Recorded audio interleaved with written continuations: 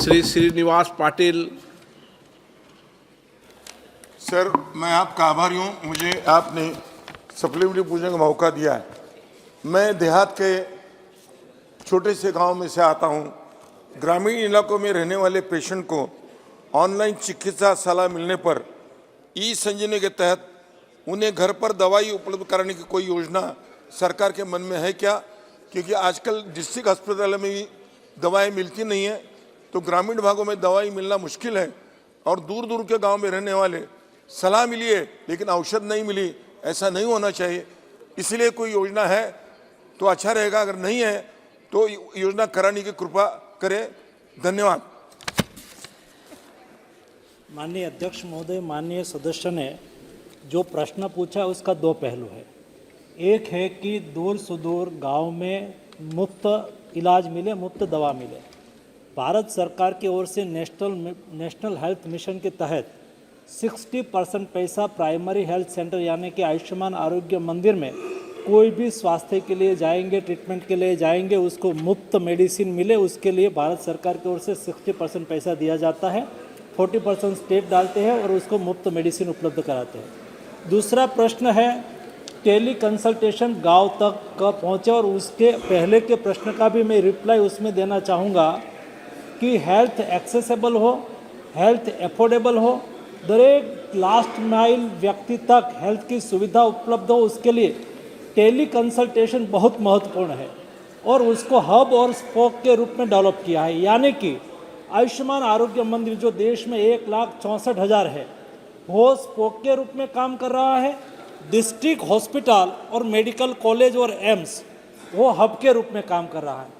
Hub के रूप में काम करना यानी कि वहाँ पर स्पेशल डॉक्टर का एक रूम होता है और नीचे से कोई भी कॉल आएगा तो तुरंत ही वहाँ रिसीव करेगा और वर्चुअली वो कनेक्ट हो जाएंगे। और जब स्पोक के यहाँ यानी कि कोई ग्रामीण क्षेत्र में जहाँ आयुष्मान आरोग्य मंदिर है, वहाँ गांव के कोई पेशेंट आएंगे, गांव के कोई पेशेंट आके वहाँ के कम्युनिटी हेल्थ ऑफिसर या तो MBBS डॉक्टर है उसको मिलेंगे, वहाँ उसका कंसल्टेशन होगा।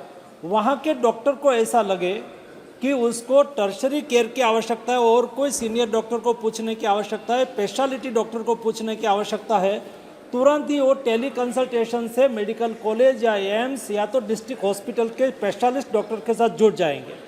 पेशेंट की डॉक्टर के साथ बात होगी, डॉक्टर के साथ बात होगी और वहाँ से ही उसको सलाह मिल जाएगी और वो वहाँ से रिकमेंडेशन भी कर देंगे CHO को कि आप इस टाइप की मेडिसिन लिख दो। उससे फ़ायदा ये होगा, जो आज तक जो स्टडी हमारे सामने आई है, सामान्य और गरीब व्यक्ति को डिस्ट्रिक्ट बेस पर जाने की आवश्यकता नहीं होगी। कोई प्राइमरी ट्रीटमेंट की आवश्यकता है या तो प्राइमरी बेस पर कोई सिम्टम दिख जाए तो बड़े रोग आगे बढ़ते हुए रुक सकते हैं। और उसका नतीजा ये निकला है कि आज एवरेज टेली कंसल्टेशन चालू हुआ, डेली 3 से 4 लाख लोग टेली कंसल्टेशन का लाभ ले रहा है। अध्यक्ष महोदय, उसका फायदा ये हुआ है कि गरीब व्यक्ति जब अस्पताल जाते हैं तो उसका एक दिन की कमाई जाती है, और कोई व्यक्ति मरीज जाता है डिस्ट्रिक्ट अस्पताल में तो उसके रिश्तेदार भी उसके साथ जाता है, तो उसके रिश्तेदार को भी उसके साथ जाना नहीं पड़े। और इसलिए एवरेज एक टेली कंसल्टेशन एक पेशेंट पर 914 रुपये की बचत हुई है।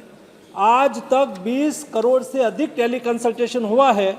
उसका मतलब ये हुआ कि 18,000 करोड़ से ज़्यादा बचत गरीब लोगों की जेब से हुई है, उसका पॉकेट का खर्च बचा है। इसलिए मोदी गवर्नमेंट ने टेली कंसल्टेशन से ट्रीटमेंट उपलब्ध कराने की जो सुविधा की है उसका आज गांव के दूर सुदूर के लोग लाभ ले रहे हैं और उससे हेल्थ एक्सेसिबल हो रही है और हेल्थ एफोर्डेबल हो रही है।